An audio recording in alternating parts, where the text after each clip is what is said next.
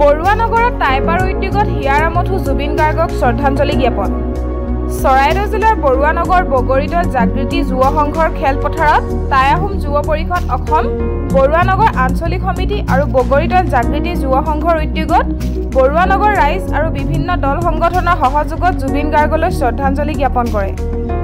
টাই আহোম যুৱ পৰিষদ কেন্দ্ৰীয় সমিতিৰ যুটীয়া সম্পাদক ৰিবুল বৰগোহাঁই আঁত ধৰা অনুষ্ঠানত সমাজকৰ্মী তুলসী নেওগ, চৰাইদেউ জিলা সাহিত্য সভাৰ সভাপতি মুকুট বৰগোহাঁই, বৰুৱানগৰ শাখা সাহিত্য সভাৰ সভাপতি বলুৰাম খনিকৰ, সমাজকৰ্মী বলুৰাম চেতিয়া, তৰুণ গগৈ, টুপিধৰ বৰগোহাঁইৰ লগতে বহুসংখ্যক বিশিষ্ট ব্যক্তি উপস্থিত থাকে।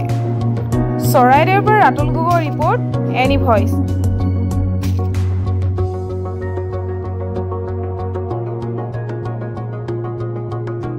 আমি টাই আহোম যুৱ পৰিষদ অসম, বৰুৱানগৰ আঞ্চলিক সমিতি আৰু বগৰীদল জাগৃতিক যুৱ সংঘৰ উদ্যোগত আৰু বৰুৱানগৰ বৃহৎ ৰাইজৰ সহযোগত আজি আমি প্ৰয়াত স্বনামধন্য শিল্পী জুবিনদাৰ আজি যি শ্ৰদ্ধাঞ্জলি অনুষ্ঠান আমি অনুষ্ঠিত কৰিবলগীয়া হৈছে, তাতকৈ আৰু দুখৰ বিষয় নাই।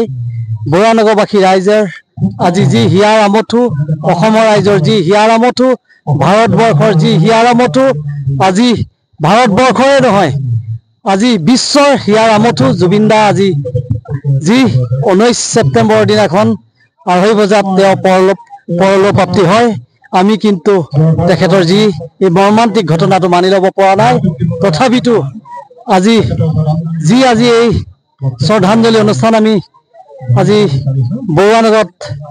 বৰুৱানগৰবাসী ৰাইজৰ সহযোগত অনুষ্ঠিত কৰিছোঁ। সেয়েহে জুবিনদাৰ আজি আত্মাৰ যাতে সদ্গতি পাওক, তেখেত যেন স্বৰ্গত স্থান পাওক, তেখেত স্বৰ্গগামী হৈ আমাক স্বৰ্গৰ পৰা আমালৈ আশীৰ্বাদ কৰক আৰু অসমৰ ৰাইজক তেখেতে আশীৰ্বাদ কৰক, বিশ্বক আশীৰ্বাদ কৰক, যাতে আৰু এজন জুবিনদা আমাৰ মাজলৈ পঠাই দিয়ে। সেয়েহে আমি সকলোৱে পুৰতৰাক আজি আমি প্ৰাৰ্থনা জনাইছোঁ। জুবিনদাৰ দৰে এজন শিল্পী আমাৰ মাজৰ পৰা হেৰাই যোৱাত আমি আজি অনুতপ্ত। আমি সেয়েহে আজি ৰাইজে এই ঘটনাটো কোনো পধ্যে মানি ল'ব পৰা নাই, আমিও মানি ল'ব পৰা নাই। কিন্তু জুবিনদা আমাৰ মাজত সদায় থাকিব, জুবিনদা সদায় অমৰ হৈ থাকিব, জুবিনদা আমাৰ মাজত সদায় থাকিব আৰু তেখেত অমৰ হওক।